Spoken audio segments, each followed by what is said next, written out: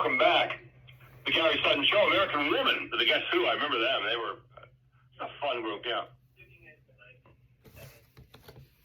The music sounds flat to me. It sounds flat.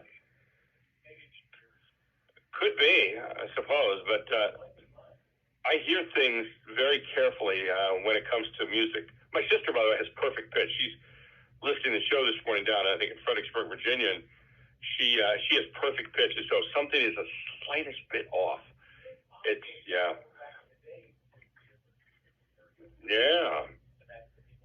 My God, whatever it is, it's out of flat this morning. Well, with us this morning is Ted Czech. He's the author of Saving the Beast.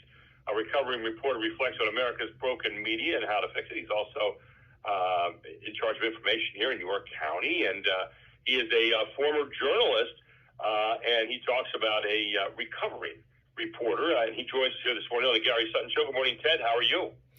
Hey, Gary, I'm doing okay. I mean, in the wake of Charlie Kirk's death, I could be doing better, but I'm here. Well, you know, I'm of the thought, and I'm very sad about that. I'm sad, but I don't, and I was talking a moment ago, I don't take these things to the general level of everybody in the country is responsible, all a side is responsible, all this kind of thing. I look at various things and I say, okay, here is a person or persons, maybe, who are responsible for killing someone, and I hope we get to the bottom of it and find out who they were and why they would do such a despicable, horrible thing. Right. And I'm very sad for him, dying. He was a guy who was expressing his opinion, getting involved with people in conversations around the country on very sensitive things, and also a father, a husband, right. Father of two. So I'm sad about all those things, but I've got to tell you, I mean, I didn't know Charlie Kirk. I'm sad for his death. I'm sad for what happened, but my life moves on, and that's what has to happen. I mean, your life moves on, and you continue to do things, and it's just I worry sometimes that maybe I sound like I'm being cold in this. I'm not, but I don't connect it all together with everything, and I don't, I'm anxious to see what the investigation turns up. Put it that way. Yeah. In the long run. So I'm looking at it, I guess, as that's part of what I've got to do during the day, and I think it's horrible. I don't know if it has any larger scope. So I'm left with a lot of questions, which means I'm not. I'm just kind of waiting. So that was a kind of a rambling there, but that's kind of where my head's at right now. That whole thing. Your thoughts? Well, as a former member of the media, I'm looking at it. I mean, in several ways, but what I want to focus on, is the media's how the media covered this, and I want to couch this by saying that I'm not saying that all mainstream media covered it this way, but there were some that covered it in a very shameful and reprehensible way, and that I'd say the most egregious was MSNBC. Some of your audience might have heard that MSNBC analyst Matthew Dowd has been fired. He was on with the host Katie Chor, and so he was fired, and MSNBC issued an apology. He said, well, first of all, the first thing he said was supporting. He speculated that a supporter may have been shooting their gun off. Like I said, that's total speculation. That's not what we should be doing. That's not true journalism to say that. Oh, well, maybe it was this. No, maybe. Right. If you don't know, then don't say it. But more importantly, he called Charlie Kirk divisive. He said he was pushing hate speech. He said you can't say awful words and not expect awful actions to take place. Yeah. So that got him fired, and I saw his interview the other night. I was going up and down the channels, seeing what how it was being covered on various channels and so forth, and what was being said. And I was actually trying to find more information on the whole thing when I got home from a baseball game the other night, and I happened to come across his interview, and I thought, wow, and the thing that struck me was here's a guy who's taking his ideology, and that's the scope that he's viewing this through, the prism he's viewing this through. Right. And saying, okay, somehow I have to find a way to kind of fit my ideology and yet make a comment and find some middle ground.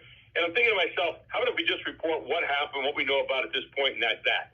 How about if we just, express some decency in terms of here's a person that was killed for doing nothing more than speaking their particular point of view, which he may not agree with, but it doesn't really matter.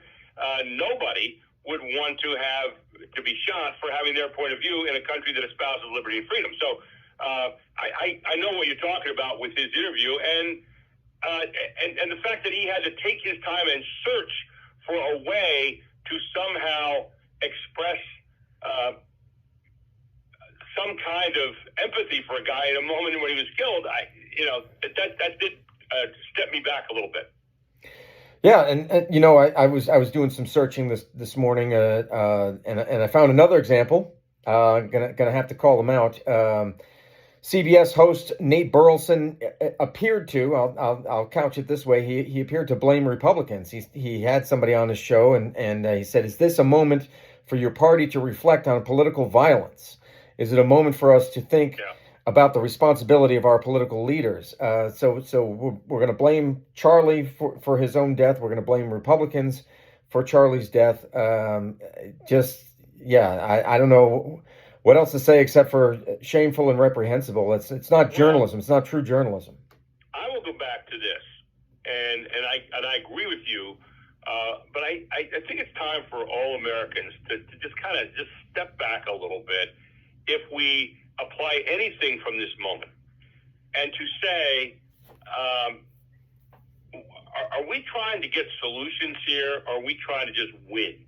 Are we trying to win and somebody else has to lose? I thought the idea of our country was to be able to have a conversation, to be able to debate, to be able to listen to somebody else's point of view, as unpopular it might be with us, and then also to be able to talk. And then at the end of the day, be able to say, okay, hey, I'm glad we had the conversation. I'm glad we had the debate. We are in a different time right now where it seems like we allow this to go way beyond any other priorities in our life for whatever reason.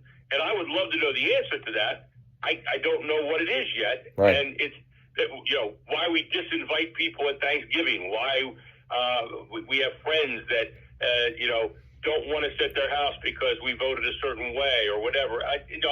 So I look at all this silliness and I think to myself, when did this become so important in our lives that it affects everything? And one of the problems that I have right now with people, if you have to sit down and look at a situation like this, and you can't say the shooter was wrong, this other guy was just expressing an opinion, what are you doing? If you have to sit down and right away construct something that includes politics, that includes all kinds of things that support your side, whoever you are, right, left, I'm not talking about any one side, I'm talking about everybody. Mm-hmm. If you have to sit down and look at this through a prism of, well, and I'm saying you in general, not you. Yeah, no, I got it. Rhetorically.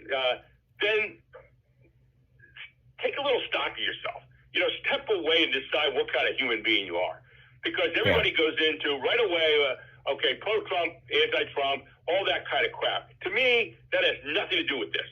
That what this is a crime that was committed by somebody, a deranged person or persons, some really sick people that were twisted. There may be larger stories out of this, but we don't know what those stories are yet. Right. So I'm not even a journalist, and I'm sitting back going, this morning, I was going to talk about one story. I said, no, that wouldn't be right because it's just stuff. So you stay away from it until it's put into some kind of order for us and some kind of perspective. And this idea of people politicizing this right away makes me sick to my stomach. That part, I think, is wrong. And I see way too much of that with people. And people will try to stick just a little bit in there. Well, he deserves this kind of, evil talk gets evil reactions, and somehow rationalize that. So, okay, if you're doing that, get a life. Get a life. That would be my thought.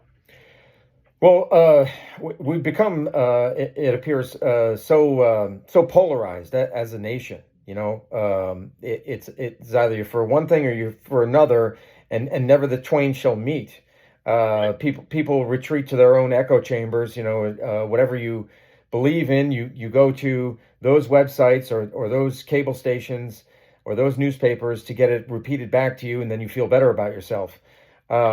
So yeah, that appears to be where we're at right now, and kind of to dovetail with what you said, I don't know what the solution is. I don't know how we, Right. I don't. I mean, I remember a time. I'm 55 years old. I remember a time when it wasn't like that. So Right. I figure if it that I think we can get back to that. If we've been there before, where there's where you can be reasonable and listen to each other and understand each other, and you can agree to disagree and still respect each other. We had that before. We can get it again. Well, and that's when we used to listen to each other. Okay. Yeah. When we used to listen to each other. Now we're texting each other. We're doing all kinds of things on social media. I blame social media to a degree. I really do. And that's not just me being older. I really look at that and I think that is not a conversation.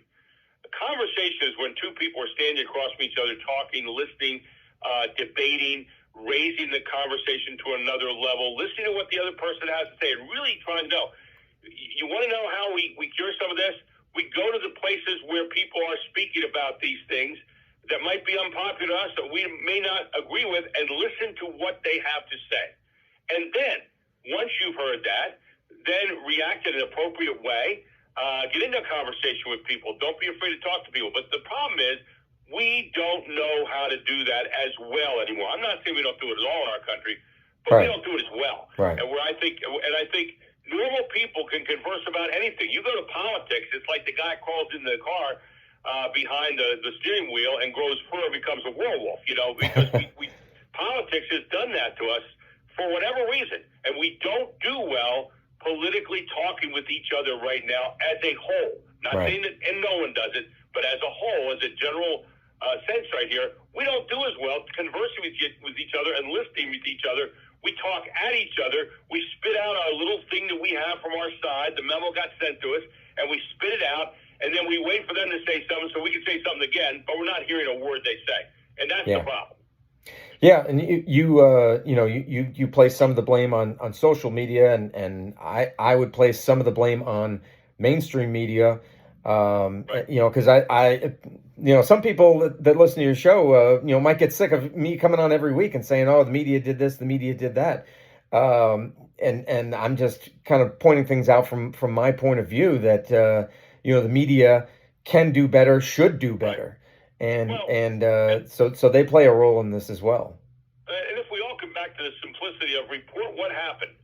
Report what happened. There were some stations I watched that did a really great job with that. I mean, it was a tragic, terrible incident. But I watched it, and there were some that said, "Here's what we know." Boom, boom, boom. Right, boom, and that's why I started this show off with saying, "Hey, look, I'm not blaming everybody." No, I know you were fair about that, but the infotainment, the political tainment groups that went out and decided wherever they were that they were going to add their little, maybe. I have a tough time with that, and I think just the facts is all we need at this particular point. We don't need you adding in the political side and all this kind of stuff, because it's just if you do that, it somehow says if this was okay for this, then maybe it's okay for something else. Maybe. And I'm seeing right now a lot of senators and representatives in Congress are canceling events because they're worried to death about this kind of attitude. So they're extrapolating now that right to the political thing already, and But an interesting segment this morning, Ted. Now you brought up a very, very good thing here. I hope you will read your book, "Saving the Beast: A Recovery Report and Reflects on America's Broken Media and How to Fix It." It's right there at Amazon. You can pick it up. It's a really good book to read. I've read it myself, and you'll love it. But Ted, always good to have you on a Friday morning. Never ever feel bad about bringing up some of the issues, because that's what we're allowed to do in America, last I checked. Okay? Right. Well, thank you, Gary. Thank you again for having me on. I really appreciate it. Ted, appreciate it too. I hope you will check out the book, "Saving the Beast: A Recovery Report Reflects on America's Broken Media and How to Fix It." Ted, check here on a Friday morning on the Gary Sutton Show, where it is 6:48.